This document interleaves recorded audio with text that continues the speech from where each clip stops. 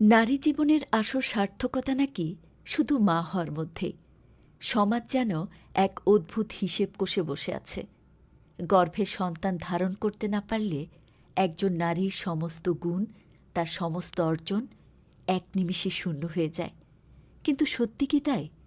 Mother Teresa কিংবা মা শারদা, তারা তো কাউকে গর্ভে ধারণ করেননি, তবুও তো তারা গোটা বিশ্বের কাছে মা। তাহলে কোনো নারী যদি চিকিৎসা বিজ্ঞান কিংবা নিয়তির খেয়ালে মা হতে না পারেন, সমাজ কেন তাকে প্রতি পদে পদে অপরাধীর কাঠগড়ায় দাঁড় করায়? কেন তাকে শুনতে হয় তিল তিল করে হৃদয় ভেঙে দেওয়া সব অসংবেদনশীল প্রশ্ন?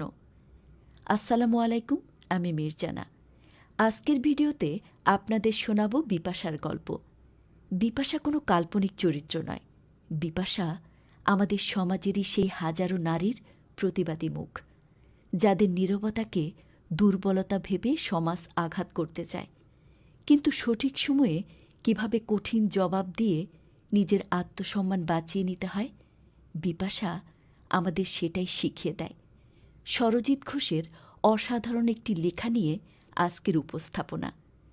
অনেকেই বলে নারীর সার্থকতা মাতৃত্বে।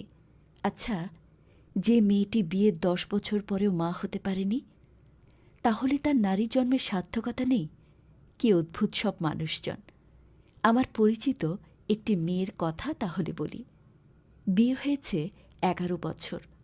অনেক ডাক্তার, অনেক চেষ্টা করেও সে মা হতে পারেনি।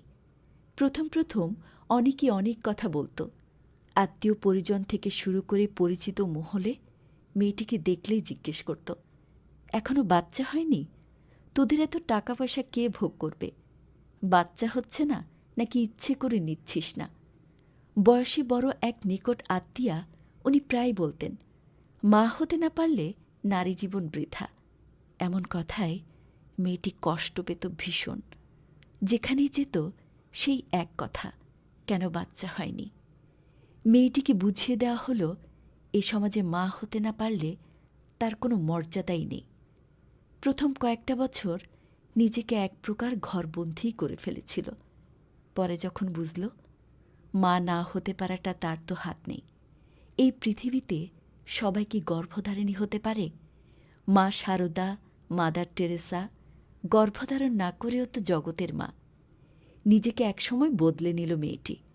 কেউ যখন এই নিয়ে কথা বলতো আর গায়ে মাখত না, বরং উল্টে জবাব দিতে শিখল। একটা সময়ের পর মানুষ তার কোমর সত্তাটাকে লুকিয়ে নিয়ে কঠিন মোড়কে নিজেকে মুড়ে নেয়। আসলে পরিস্থিতি তাকে এমনটা হতে বাধ্য করে।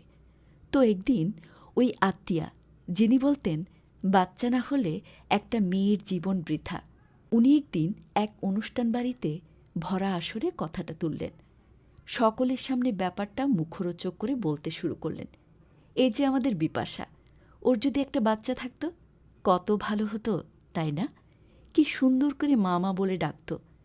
মা ডাক শুনতে না পারলে এ জীবনে তো কিছুই পাওয়া হলো না। বিপাশা বুঝে গিয়েছিল সব জায়গায় চুপ থাকা মানে নিজের দুর্বলতাকে প্রকাশ করা। উত্তরে বিপাশা বলল, কে বলেছে মা ডাক শুনতে পারব না? তোমার তো 2টো বাচ্চা দিদি। এক কাজ করো, ছোটটাকে আমাকে দিয়ে দাও। এই তো 2 বছর বয়স ওর, আমাকে মামা বলে ডাকবে, তুমি শুনতেও পাবে। তোমার তো বাচ্চা হয়ই, মানে চাইলেই তো তোমার বাচ্চা হয়ে যাবে। তুমি এক কাজ করো, আরেকটা বাচ্চা নিয়ে নিও। আর যায় কোথায়? বিপাশার এমন কথায় তো হুলুস্থুল পড়ে গেল। বিপাশা নাকি চরম অপমান করেছে ওই দিদিকে। অন্য একজন আত্মীয়া বলেছিল, বাচ্চা হয়নি, তবুও কত অহংকার। ঈশ্বর এই কারণে ওকে বাচ্চা দেয়নি। বিপাশার কথা বাড়ায়নি। সব জায়গায় যেমন চুপ থাকতে নেই, তেমনি সব কথাতেও জবাব দিতে নেই।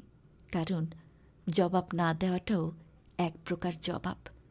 আমি তো মনে করি বিপাশা একদম ঠিক জবাব দিয়েছে। ঈশ্বর সন্তান দেননি বলে বাকি গুণগুলো যে তাকে দেবে না, এটা হতে পারে না। ঈশ্বর বিপাশাকে ভাগ্যিস অহংকারের মতো ভালো গুণটা দিয়েছিল। ঠিক সময়ে ঠিক জবাব না দিলে মানুষ তখন পেয়ে বসে। যাদের কমন সেন্সের অভাব, তাদের সেন্স ফেরানোর জন্য এমন অহংকারের অস্ত্র প্রয়োগ তো করতেই হবে, যাতে দ্বিতীয়বার আর সেই ভুলটা না করে। মেয়ে হয়ে জন্মেছে মানে তাকে নরম হয়ে থাকতে হবে?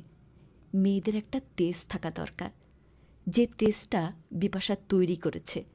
শক্ত হলেই তবেই তো ভক্ত পাবে। আমাদের জীবনের গল্পটা প্রত্যেকের আলাদা আলাদা। কার বুকে কতটা যন্ত্রণা লুকানো আছে বাইরে থেকে বোঝা বোধ করি খুব কঠিন।